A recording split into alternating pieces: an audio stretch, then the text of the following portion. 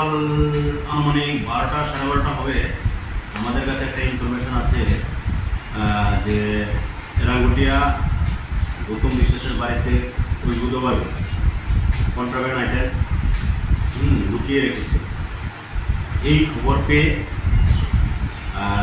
আমি এবং এলটিপুর স্যার এবং বামুনিয়াপাড়ি ওসি এবং অন্যান্য স্টাফ মিলে তাদের বাড়িতে তল্লাশি চালায় এবং আনুমানিক প্রায় 3টা সাড়ে 3টার দিকে রাত্র সার্চ করার পরে তার বাড়িতে 6 কেজি গাঁজা, 39 বোতল স্কাপ পাই এবং এগুলির কোনো তারা সঠিক তথ্য দিতে পারেনি, অর্থাৎ তারা বেআইনিভাবে এই মালগুলি বাড়িতে রেখে দেয়।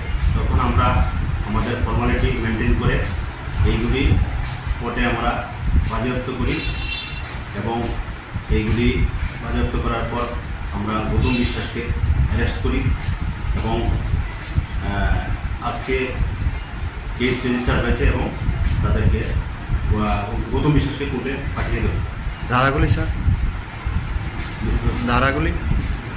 ধারাগুলি এনডিপিএস ধারা অনুসারে 20+2 B capital B 21 C 29 25 NDPS act. এই অভিযান কি জারি রাখবে সবসময়? আমাদের এই অভিযান আগেও করেছি কিছুদিন আগে এবং এই অভিযান কন্টিনিউ জারি থাকবে।